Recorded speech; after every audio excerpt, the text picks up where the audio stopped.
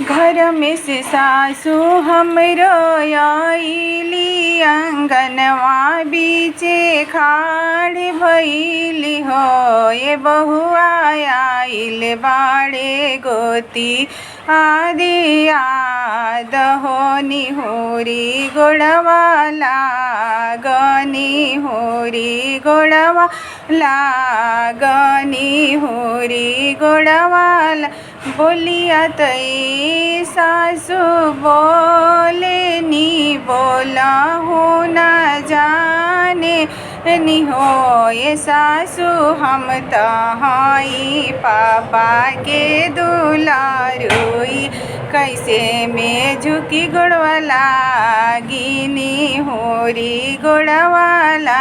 ये सासू हम तहाई मम्मी के दुलारुई, कैसे में गोड़वाला गिनी होरी गोड़वाला गिनी होरी गोड़वा। Thank you.